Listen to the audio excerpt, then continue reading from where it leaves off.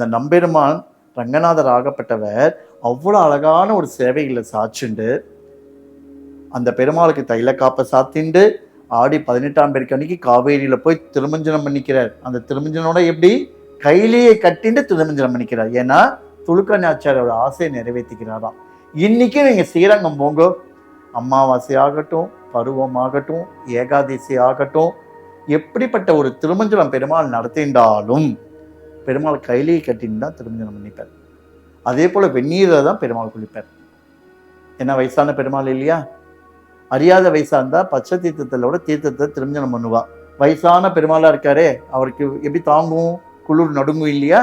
அதுக்காக தான் இன்னைக்கும் பெருமாளுக்கு வெந்நீர்ல தான் திருமஞ்சனம் நடக்கும்.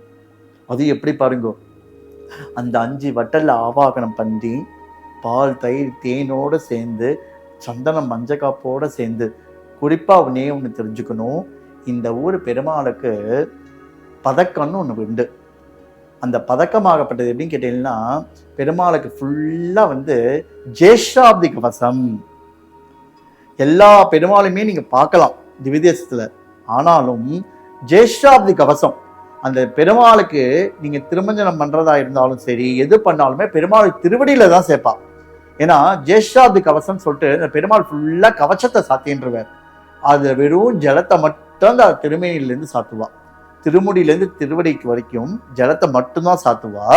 மற்றபடி பாலாகட்டும், தயிராகட்டும், தேனாகட்டும் எல்லாமே பெருமாளுக்கு திருவடியில தான். அந்த ஜேஷாது கவசம் ஆடி 18ஆம் பேருக்கு திருமஞ்சனாய் முடிஞ்ச உடனேயே அடுத்த பௌர்ணமி அன்னைக்கே அந்த நம்பெருமானுடைய உடம்ப பார்த்தீங்கன்னா ரத்ன யக்னோபவிதம். யக்னோபவிதம்ன்றது பூனல் இல்லையா? அந்த பூனல்ல ஒரே ஒரு எதல் இருக்கு பாருங்க, அது அளவுக்கு தான் அவரோட உடம்பே இருக்குமா. இன்னைக்கு நீங்க போய் பார்த்தீங்கன்னா ஜேஷாப்தி கவசத்தும் போது அதை உள்ள திரையை சாத்திட்டு கவச்சத்தெல்லாம் களைஞ்சிடுவா. கவச்சத்தெல்லாம் களைஞ்சிட்டேன்னா பெருமாளுடைய ஒரு உடம்பாகப்பட்ட திருமேனி ஆகப்பட்டது சுண்டு விரல் அளவுக்கு தான் இருக்குமா. அவ்வளோ ஒல்லியா இருப்பாராம். ரொம்ப வயசானவர் ஒண்ணு, ரெண்டாவது நம்பெருமான் இல்லையா, எவ்வளோ வருஷத்தை ஆராதித்த பெருமாள் அவர். சுமார் கணக்கே கிடையாது, 1800 ஆண்டுகளுக்கு முன்னாடியிலேருந்து ஆராதித்த பெருமாளுடைய திருமேனி எப்படி இருக்கும் பார்த்துக்கோங்க. அப்போ அவருடைய திருமுக மண்டலத்தை பார்த்தீங்கன்னா அப்படியே உள்ளங்குழி அப்படியே குழியா இருக்குமா. அதை பார்க்கறதுக்கு அவ்வளோ கண்கொள்ளா காட்சியா சேவை சாதிப்பார். அப்படிப்பட்ட ஒரு திருமேனி ஆகப்பட்டது. அந்த கவச்சத்தை கலைஞ்சா பெருமாளை எப்படி திருமஞ்சனம் பாருங்கோ. ஸ்ரகஸ்ர சீரிஷா புருஷகா ஸ்ரகஸ்ராட்ச ஸ்ரகஸ்ரபாதன் ஷபோவின் ரிக்ஷதோ ரித்வா அக்ததக்ஷாங்குணம். இந்த மாதிரி ஒரு பஞ்சசுத்தத்தோடைய மந்திரத்தை சொல்லி பெருமாளுக்கு எல்லாமே முதல்ல அபிநயமாக தான் பண்ணுவா. அதே போல அரையர் வேற எந்த திவ்யதேசத்துலையும் கிடையாது, ஸ்ரீரங்கத்தில் மட்டும்தான் அரையர் சேவை உண்டு. அந்த பெருமாளுக்கு அரையரோட அபிநயத்தோட தான் பெருமாள் திருமஞ்சனம் பண்ணிப்பார். இன்னைக்கு நீங்க அந்த மாதிரி திவ்யதேசத்தில் போய் சேவிச்சைனாலே போதும், கண்கொள்ளா காட்சியா பார்க்கலாம். அப்படிப்பட்ட ஒரு கஷேத்திரம் எவ்வளோ அழகா பாருங்கோ. அந்த கவச்சத்தெல்லாம் கலைஞ்சி பெருமாள் திருமஞ்சனாகி அதுக்குள்ள இந்த கவச்சத்தெல்லாம் என்ன செய்வான்னா எல்லாத்தையும் நல்லா அலம்பை நல்ல வெயில காய வச்சு, ஏன்னா வருஷத்துக்கு ஒரு நாள் தான் இது பாருங்கோ. ஆடி 18ஆம் பேருக்கு முடிஞ்சு ஆடி பருவத்துக்கு ஜேஷ்டாப்தி கவசம் பண்ணிக்கிறார். அந்த ஒரு நாள் மட்டும்தான் பெருமாளை திருமேனியெல்லாம் பார்த்து இதெல்லாம் அலம்பி வெயில்ல காய வச்சு பெருமாளை மறுபடியும் அந்த கவச்சத்தை சாத்தி அதுக்கப்புறம் தான் புறப்பாடு. அந்த பெருமாள் புறப்பாடு ஆகப்பட்டது ஆடி. ஆடி அன்னைக்கு பார்த்தீங்கன்னா ஆண்டாள் எவ்வளவு அழகா பாருங்கோ. ஆடி பூரம், ஆடி பூரத்தில் துதித்த ஆடி பூர துதித்த ஆண்டாள் கோதை, ஆண்டாள் நம் கோதை. கோதைன்றது நம்ம கேட்கவே வேண்டாம், 12 ஆழ்வார்களில் ஒருத்தி ஆகப்பட்டவள் ஆண்டாள். அப்படிப்பட்ட ஒரு ஆண்டாள் ஸ்ரீரங்கத்துல 2 ஆண்டாள் உண்டு. உள்ளாண்டாள் சந்நிதி, வெளியாண்டாள் சந்நிதி. உள்ளாண்டாள் சந்நிதியில ஆடி பூரத்துக்கு வருவா, வெளியாண்டாள் சந்நிதி ஆகப்பட்டது மார்கழி மாசத்துக்கு வருவா.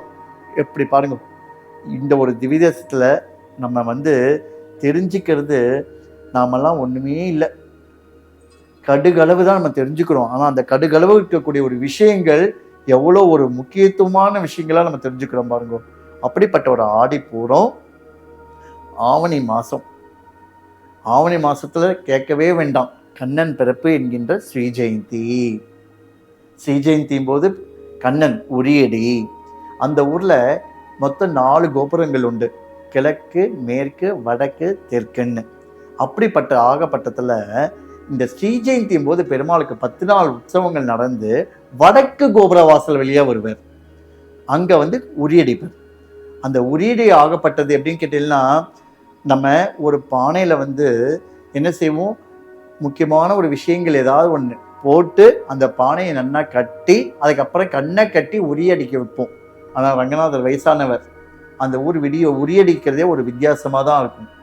3 பானையை கட்டி வச்சு, ஒரு பானையில் பால், ஒரு பானையில் தயிர், ஒரு பானையில் வெறும் புஷ்பம். அது என்னது, கஸ்தூரி புஷ்பம், அதாவது ரோஜா பூ இருக்குது இல்லையா, பன்னீர் ரோஸ், அந்த ரோஸை ஃபுல்லாக போட்டு வச்சுடுவான்.